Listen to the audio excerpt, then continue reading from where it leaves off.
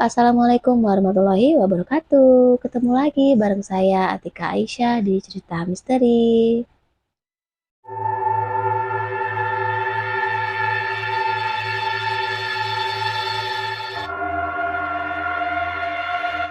Di cerita misteri kali ini saya akan kembali membagikan satu buah kisah misteri yang berjudul Pesugihan Warung Sate. Seperti apa ceritanya? Tonton terus video saya sampai selesai. Jangan lupa like, komen, dan subscribe. Cerita ini dialami oleh seorang pria bernama Denny. Denny ini bekerja di salah satu warung sate terkenal di daerahnya. Pemilik warung sate ini bernama Juragan Ardi. Dalam sehari itu dia bisa menjual 1000 sampai 5000 tusuk guys. Saking ramenya nih ya. Warung ini buka jam 10 pagi sampai jam 4 jam 5 itu udah habis. Nah, waktu itu si Denny ini kebagian membakar sate. Yang bikin Denny ini bingung, sate ini disuruh membakar semua guys. Jadi waktu itu sekitar 2000 tusuk itu disuruh membakar sekaligus. Biasanya dia kan kalau beli sate itu seneng yang anget-anget ya, ada yang pesan baru dibakarin. Tapi di sini di warung Juragan Ardi, seluruh sate mentahnya itu disuruh membakar sekaligus guys. Nah, setelah selesai dibakar, kemudian Juragan Ardi terlihat seperti mencipratkan sedikit air ke dalam tumpukan sate yang sudah dibakar tadi guys. Seketika itu warung Juragan Ardi menjadi ramai sekali pembelinya, berjubel sampai waktu itu parkirannya itu nggak muat. Ada yang makan di rumah, ada yang makan di situ, ada yang dibungkus. Singkat cerita, jam 4 sore sate itu udah habis terjual guys, tinggal sisa 5 biji ini. Nah, si Denny ini lapar kan, karena dari siang dia nggak makan. Kemudian dia ngajak temennya untuk makan. Karena satenya tadi kan masih sisa 5 biji tuh. Nah, sebelum makan si Denny ini nggak lupa baca doa guys. Pas baru satu suapan, itu Denny ngerasa rasanya itu aneh gitu satenya. Itu kayak masih mentah, terus hambar, nggak ada rasa apa-apa. Anyep gitulah kalau orang Jawa bilang ya. Sedangkan dia ngeliat temennya, si Wisnu, itu lahap banget makannya. Sampai si Denny ini bingung. Dia nanya nih sama si Wisnu, enak banget ya Nu satenya, gitu kata si Denny. Iya enak banget, sate ini paling enak yang pernah aku makan, kata si Wisnu. Heran dong si Denny, perasaan aku makan tuh rasanya anyep, hambar, kenapa si Wisnu kok bilang katanya enak banget? Terus ditanya lagi lah si Wisnu, kamu tadi baca doa nggak sebelum makan? Kata si Denny. Aduh aku lupa deh, soalnya aku udah lapar banget, kayaknya sih aku mau baca doa. Emang kenapa? Kata si Wisnu. Enggak sih, nggak apa-apa. Denny nggak menceritakan apa yang dia rasain tuh, kalau satenya itu nggak enak. Tapi si Wisnu ini lahap banget sampai dia habis 4 tusuk guys. Si Denny 1 tusuk aja nggak habis. Terus selesai, mereka beres-beres, kemudian mereka kembali ke mes. Jadi warung sate Juragan Ardi ini menyediakan mes bagi karyawannya. Jaraknya itu nggak jauh, jadi jalan aja udah nyampe ya. Setelah selesai membereskan warung, kemudian mereka bersiap-siap untuk pulang ke mes. Singkat cerita, malam pun tiba. Nah, di situ si Denny ini nggak bisa tidur guys, padahal teman-temannya udah pada tidur. Jadi Denny ini tidur bersama 3 temennya, si Rudi dan si Wisnu. Nah, dia tuh nggak bisa tidur, tapi teman-temannya udah pada tidur nih. Lalu kemudian si Denny ini memutuskan untuk jalan-jalan keluar sambil ngerokok. Jadi mesnya itu berbentuk rumah besar, terus ada lahan kosong di belakang rumah tersebut. Itu biasa dipakai untuk mengeksekusi kambing-kambing Juragan Ardi guys. Nah, si Denny jalan-jalan ke sana sambil ngerokok nih. Dari kejauhan, si Denny ini ngelihat Juragan Ardi sama Kang Yogi. Kang Yogi ini ada asistennya Juragan Ardi. Seperti kayak mau menyembelih kambing. Nah, kemudian si Denny ini mencari tempat persembunyian ya. Dia bersembunyi di bawah pohon jambu yang gede. Dia nyumput di situ ya. Dia sembunyi, ngintip ya. Dia ngintip di situ. Nah, dia ngelihat Juragan Ardi ini menyembelih kambing warna hitam dengan menggunakan keris dan 2 kali sayatan. Itu kambing langsung patah kepalanya, langsung putus. Kemudian Kang Yogi memasukkan kepala kambing itu ke dalam kresek, diikat lalu dimasukkan ke dalam lubang yang sudah mereka gali. Sebelum dikubur, kepala kambing itu dikasih kembang guys, terus dibacain doa atau ritual apa gitu, nggak tahu ya si Denny. Kemudian baru dikubur. Nah, pas lagi ngelihat dengan serius, tiba-tiba Kang Yogi itu ngelihat ke arah si Denny guys. Kang Yogi itu menyadari keberadaannya si Denny lagi ngintip. Si Denny langsung sadar, oh iya dia nyalain rokok nih yang bikin Kang Yogi jadi tahu kalau dia lagi ngintip. Lalu seketika langsung dimatiin itu rokoknya. Pas dia ngeliat lagi ke depan, dia ngeliat Kang Yogi udah nggak ada, cuma tinggal Juragan Ardi. Kemana perginya Kang Yogi? Si Denny ini bermaksud untuk kembali ke kamar. Pas dia nengok berbalik arah, ternyata Kang Yuki udah ada di belakangnya guys. Kang Yuki berkata, "Kamu ngapain di sini? Lihat apa kamu?" kata si Kang Yuki dengan nada marah. "Enggak Kang, tadi saya nggak bisa tidur, saya cuma jalan-jalan aja di sini." "Ya sudah, sana kembali ke kamar. Kamu tuh masih baru, nggak boleh keluar kamar di atas jam 10 malam.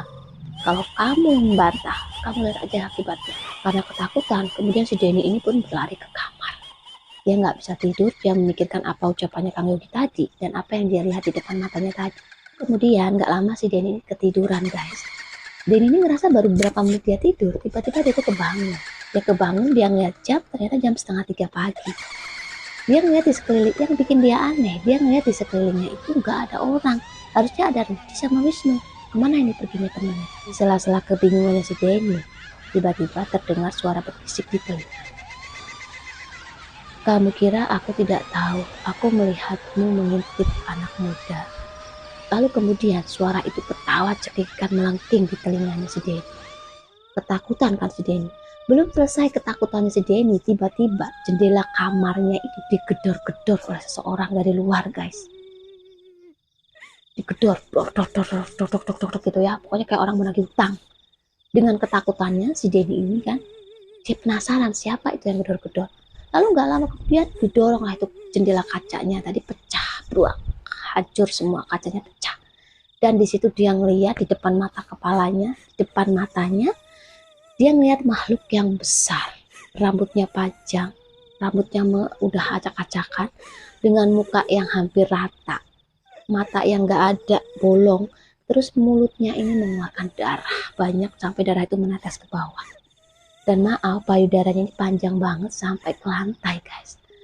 Si Denny ini menyadari mungkin ini yang dinamakan kolong wewe. Dia ngeliat dengan mata kepalanya sendiri pada waktu itu. Kemudian si setan kolong wewe ini tadi datang mendekati si Denny. Ketakutan kan si Denny ini. Dia ini kayak mau berlari keluar kamar, tapi nggak bisa berlari guys. Dia itu mencoba membaca doa, tapi mulutnya itu kayak acak-acakan gitu. Entah apa doa yang dibaca. Sambil ketawa cekikikan, ini kolong wewe tadi ngedeketin si Denny. Tepat di depannya si Denny, si setan cewek ini, dia seperti mau menjilati wajah Denny guys. Di depan matanya Denny, di situ dia ngeliat wajah cewek itu ngeri banget guys. Wajahnya itu benar-benar penuh dengan belatung dan bau busuk yang sangat menyengat. Dan cewek dan setan ini kayak mau ngejilatin mukanya Denny guys. Si Denny udah ketakutan kan, dia nggak bisa lari, dia nggak bisa teriak, dia nggak bisa lari ya. Dan kemudian dia seperti kayak ditampar oleh seseorang. Pas dia bangun, dia melek, dia baru sadar. Ternyata dia tadi mimpi guys. "Kamu kenapa Denny? Kamu mimpi buruk? Makanya kalau mau tidur tuh baca doa dulu," kata si Rudi. "Iya, aku mimpi buruk. Tadi aku didatangin kayak makhluk kolong wewe, ngeri banget wajahnya," kata si Denny. "Ya udah, makanya kalau tidur tuh baca doa. Kesana kamu sholat, sekarang udah waktunya subuh," kata si Rudi. Lalu si Denny pun ke kamar mandi untuk wudhu dan kemudian sholat. Pagi harinya setelah selesai mandi, kemudian mereka sarapan di belakang. Pas lagi sarapan, mereka didatangi sama Kang Yogi. Katanya, "Hari ini kalian harus membantu di belakang. Banyak banget kambing yang harus disembelih, yang harus dipotong-potong. Hari ini Juragan Ardi memotong kambing banyak dan diperkirakan sekitar 5.000 tusuk. Jadi kalian hari ini nggak boleh sholat Jumat. Tenang aja, nanti kalian bakal dikasih bonus sama Juragan Ardi." Ya karena senang mau dapat bonus ya, akhirnya mereka pun sepakat nggak sholat Jumat guys. Mereka membantu, kemudian mereka berangkat untuk membantu mengeksekusi kambing-kambingnya Juragan Ardi. Singkat cerita jam 1 siang nih mereka selesai mengeksekusi kambing ya, jadilah 5.000 tusuk. Kemudian mereka siap-siap untuk mandi dan berangkat kerja. Sesampainya di warung seperti biasa, si Denny ini bagian membakar sate. Dan waktu itu belum ada yang beli, itu 5.000 tusuk tadi disuruh membakar sekaligus oleh Juragan Ardi. Dibakar, setelah selesai, Juragan Ardi kemudian mencipratkan air lagi ke dalam tumpukan sate yang udah dibakar tadi guys. Bener aja, gak lama setelah Juragan Ardi mencipratkan air tadi, tiba-tiba warung menjadi ramai, pembeli menjadi membludak. Ramai banget sampai parkiran itu penuh. Dari kalangan atas sampai kalangan bawah itu semua beli di warung satenya Juragan Ardi guys. Jam 4 sore kemudian sate itu habis terjual, gak ada sisa guys. Lalu kemudian karena kecapean si Denny ini memutuskan untuk berada di mes aja. dan teman-temannya ini ngajak untuk beli bakso makan di luar. Tapi karena kecapean, si Denny ini ya udah dia pengen istirahat aja di mes. Nah, pas si Denny lagi rebahan di atas kasur, dia itu mendengar kayak ada suara orang motong-motong di belakang di dapur. Karena si Denny ini orang penasaran, dia ngecek lah itu ke belakang. Pas dia udah sampai pintu, dia ngeliat di situ ada cewek rambutnya sebahu. Cewek itu pakai daster warna putih. Dia seperti sedang memotong sesuatu. Si Denny ini heran dong. Itu siapa? Sedangkan temennya tadi, karyawati yang cewek itu juga semuanya pergi semua beli bakso. Di situ cuma tinggal dia doang. Siapa ini cewek ini? Pikirnya si Denny. Lalu Denny ini bertanya lah sama si cewek itu. Woi, kamu siapa ya? Ngapain di situ? Kata si Denny. Cewek ini nggak nyaut dong. Dia tetap aja itu motong-motong gitu. Lalu kemudian si Denny ini mendekat. Pas sudah sampai dekat, tiba-tiba kepala cewek ini memutar 180 derajat guys, tepat di hadapan si Denny. Betapa kagetnya si Denny ngelihat wajah cewek itu rata guys, rata. Ini mata hidungnya udah nggak ada, tinggal mulutnya doang, dan mulutnya itu sobek sampai ke rahangnya, dan darahnya tadi netes ke lantai guys. Pas dilihat itu di bawah itu ada kayak daging, potongan daging itu jatuh semua. Dan dilihat lagi sama si Denny, ternyata itu adalah tangannya cewek tadi dipotong-potong sendiri guys. Sampai jatuh ke lantai itu daging-daging sama darahnya. Kaget bukan main si Denny ini, kemudian dia bermaksud untuk berbalik arah untuk berlari ke kamar. Tapi ternyata dia itu kayak jalan di tempat, dia gak bisa jalan, gak bisa lari. Dia membaca doa yang dia bisa, tetap aja. Bacaannya itu aut-autan, gak tahu ya, acak-acakan karena dia posisi takut kan. Dan dia kemudian berlari. Kemudian dia nabrak sesuatu guys. Ternyata dia ditabrak sama Rudy, temennya tadi. Teman-temannya ternyata sudah pulang dari beli bakso guys. Tanyalah, kamu kenapa Denny? Kamu kayak gak bisa ngeliat setan, kata si Rudy. Iya, aku tadi habis ngeliat setan. Di belakang ada setan ngeri banget, kata si Denny. Lalu kemudian si Rudy ini ngecek ke dapur. Gak ada apa-apa guys, cewek itu udah pergi. Lalu kemudian si Denny ini dibawa ke kamar oleh teman-temannya dan diberi minum. Setelah tenang, kemudian si Denny ini pun bercerita kepada Rudy, tadi saya ngeliat cewek di belakang itu lagi motong-motong tangannya sendiri, kata si Denny. Sudahlah, mungkin kamu karena kecapean tuh, makanya kamu berhalusinasi, kata si Rudy. Setelah teman-temannya tadi pergi, tinggal Rudy dan Denny. Kemudian si Rudy ini pun bercerita, karena si Rudy ini karyawan lama ya di sini. Jadi dia bercerita, sebelum kamu memang ada beberapa karyawan yang mengalami hal yang sama seperti kamu. Jadi dia itu seperti dimimpiin, didatangin dalam mimpi, terus dia seperti sering banget melihat sosok-sosok yang mengerikan. Sama seperti kamu, kata si Rudy. Lalu, dan biasanya karyawan itu gak lama setelah itu, karyawan-karyawan itu meninggal secara misterius. Ada yang tertabrak, ada yang sakit gak sembuh-sembuh, begitu kata si Rudy. Dan mereka itu ternyata dijadikan tumbal oleh Juragan Ardi. Lalu saya harus bagaimana? Saya nggak mau dijadikan tumbal. Tapi kalau untuk keluar dari warung ini, saya belum siap. Karena saya nggak mau nganggur. Saya butuh uang untuk mama saya, kata si Denny. Saya juga nggak tahu kamu harus bagaimana. Tapi saran saya, lebih baik kamu mendekatkan diri kepada Allah. Meminta pertolongan sama Allah. Karena nggak ada kekuatan satupun yang bisa menandingi kekuatannya Allah. Begitu kata si Rudy. Jadi memang si Rudy ini terkenal ya di antara karyawan yang lain. Si Rudy ini paling dekat banget sama agama ya. Dia rajin sholat, dia rajin ngaji. Makanya si Denny ini pun mau bercerita dengan si Rudy. Dan begitu tadi nasihatnya si Rudy bahwasanya Denny harus mendekatkan diri kepada Allah supaya tidak ada lagi gangguan-gangguan itu guys. Bener aja setelah kejadian itu si Denny lebih mendekatkan diri kepada Allah. Dia selalu sholat tepat waktu, dia puasa, terus dia ngaji. Jadi dia pokoknya rajin banget ibadah waktu itu ya. Sampai-sampai alhamdulillah dia nggak pernah lagi mendapatkan gangguan itu. 1 bulan berlalu dia bekerja di situ. Kemudian dia mendapat gaji nih, dan dia dikasih cuti 2 hari oleh Juragan Ardi. Pulanglah dia ke rumah orang tuanya yang jaraknya sekitar 1 jam guys. Nah pas dia lagi cuti nih ya, 1 hari berlalu nih. Kemudian dia ditelepon sama Rudy ini. Ditelepon, suruh ini ngabarin. Katanya karyawati yang namanya si Wati itu meninggal gantung diri guys di mes tempat mereka tinggal. Kaget kan si Denny, apa sama si Wati ini, kenapa tiba-tiba bunuh diri kan? Lalu kemudian si Denny bergegas untuk kembali ke mes, dia pengen tahu keadaannya si Wati. Pas sudah sampai mes, dia ngeliat si Wati udah ditutup dengan kain kafan, sepertinya juga sudah dimandikan, sudah disolatkan, sudah siap untuk dimakamkan. Pas dia ngeliat wajahnya si Wati ini, betapa kagetnya dia ketika ngeliat mulutnya si Wati ini udah sobek guys, kayak digunting sendiri sama si Wati. Lalu kemudian dimakamkanlah si Wati. Menurut cerita, Wati ini adalah anak yatim piatu yang diambil oleh Juragan Ardi dan dibesarkan lalu dipekerjakan di warung satenya.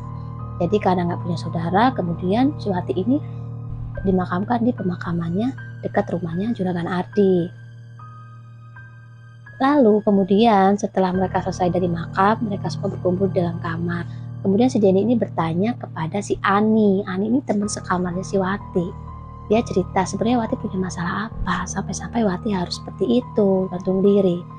Si Ani ini bercerita, sebelum kejadian itu si Wati itu bermimpi, sering banget dia ketemu didatangin sama makhluk-makhluk yang menyeramkan. Dia sering didatengin kolong wewe, sering didatengin sama kuntilanak, genderuwo, pokoknya macam-macam. Jadi itu kayak frustasi. Tapi si Ani ini nggak menyangka kalau Wati ini sampai berani bunuh diri, apalagi sampai dia berani memotong tangannya sendiri dan juga memotong mulutnya, merobek mulutnya si diri. Si Denny ini kaget dong. Apa? Si Wati memotong tangannya sendiri? Iya, tangannya Wati dipotong sendiri pakai pisau. Jadi waktu kejadian itu pas dia gantung diri, itu tangannya Wati itu udah berdarah-darah sampai tangannya itu, potongan dagingnya itu jatuh di lantai, kata si Ani. Jadi si Ani ini yang pertama kali mengetahui tragedi pembunuhannya si Wati tadi. Jadi ngelihat Wati gantung diri, terus mulutnya ini robek, dan tangannya ini kayak habis dipotong dia sendiri. Jatuh semua dagingnya berserakan di bawah. Jadi dagingnya itu jatuh di lantai berserakan. Jadi menurut cerita, katanya si Wati ini dijadikan tumbal oleh Juragan Ardi guys. Kenapa? Karena setelah meninggalnya si Wati, tiba-tiba Juragan Ardi itu membuka cabang yang kedua guys, untuk warung satenya. Untungnya ya, tadinya kayaknya tuh si Denny ini yang mau dijadikan tumbal, karena si Denny ini pun rajin beribadah, akhirnya jatuh ke Wati, dan Wati lah yang meninggal secara sadis dijadikan tumbal. Jadi itu tadi cerita dari si Denny, pengalamannya. Jadi katanya setelah kejadian itu si Denny memutuskan untuk resign, nganggur gak apa-apa, yang penting dia gak lagi kerja di situ karena dia takut bakal jadikan tumbal. Jadi itu tadi guys cerita dari saya tentang si Denny yang pernah bekerja di warung makan milik Juragan Ardi ya. Ada kurang dan lebihnya saya mohon maaf. Saya mau pamit dulu. Assalamualaikum warahmatullahi wabarakatuh.